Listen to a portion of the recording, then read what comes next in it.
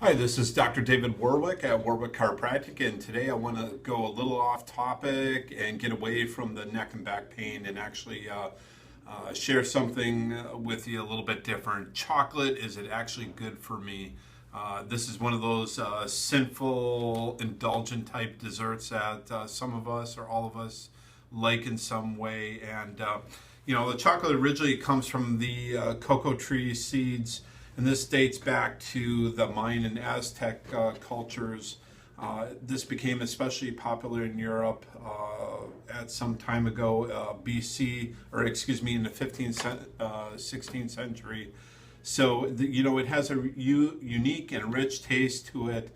And believe it or not, Americans are consuming well over 10 pounds a year. So that actually surprised me. And that's on average. So I'd hate to see what the real statistics are on that. But why is it so good?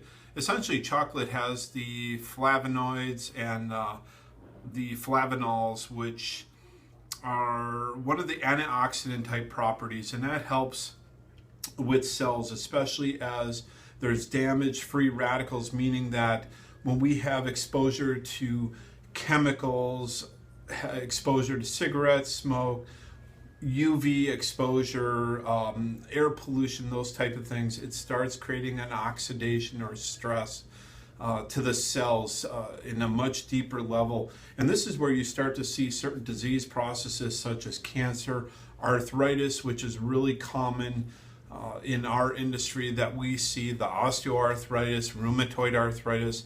Then you have stroke, immune disorders, immune deficiencies, autoimmune disorders, and so much more that are coming from just the amount of stresses that we see in life. The chocolate obviously has a benefit in reducing our blood pressure, which reduces our chance for stroke as well. It reduces the inflammation, relaxes the cells or the blood vessels that are in the body, so the flow of blood, the pressure that the blood is under becomes a lot less. It can even lower some of the cholesterol in the body, which are the good guys, or what the HDLs are, the good high density lipid proteins. That's what we want to see. So ultimately, we can see through the research that there's a reduction of heart disease. Now, eating things in moderation, of course. So moderate consumption can definitely reduce that. But you also have to take measures of eating foods that are healthy, your fruits, your vegetables. So, a lot of patients come in and we have a brief conversation about, well, what foods can I do to reduce the inflammation or arthritis that may be starting in your bodies, especially as you age, because we consume things that are so acidic or so destructive to our cells that we don't even realize this is happening. It happens over time.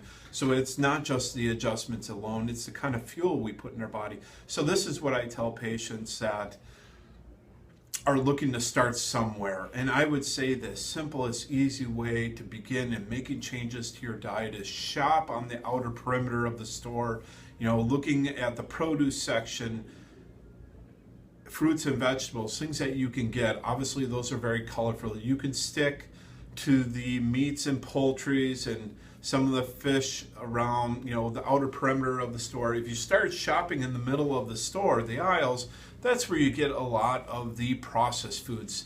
If the other little tidbit I get is, if you can't pronounce the name of what's on the box, chances are you shouldn't be eating it. So, and the other, also on the outer perimeter of the store is such as the bakery and the breads. If you can reduce that consumption, and maybe your lunches that you take from home are made doing less sandwiches or having a meal with breads or starches and potatoes, reduce that down a little bit, you're going to see a lot of change. So getting back to the chocolate, when you eat the chocolate, they're actually saying that it makes you smarter when you eat the dark chocolate. But the darker it is, the more flavonoids it is, the more connection that we're seeing that it's a better health regarding your for people that are getting older, dementia. Excuse me. And so Anyways, of course, there are some downsides to having chocolate, and that's obviously creating some obesity, the tooth decay that can occur in the body, diabetes. There's an increase in the calories with chocolate, but it also, you can get some kidney stones. That's the calcium oxalate that forms in the kidney, forming stones if you're eating way too much, especially what's in chocolate or cocoa. You can get the oxalate. So obviously sugar as well can be a part of that, but you can purchase some of the proteins that have the cocoa rich powders as your supplementation or protein supplementation. But again, I'm going to leave you with that simple thought: everything in moderation. So a little chocolate can go a long way. I'm Dr. David Warwick, your local Lacey Olympia chiropractor. I hope this little tidbit helps you out, and I'm going to go out and get some chocolate this weekend. I'll see you later. Bye-bye.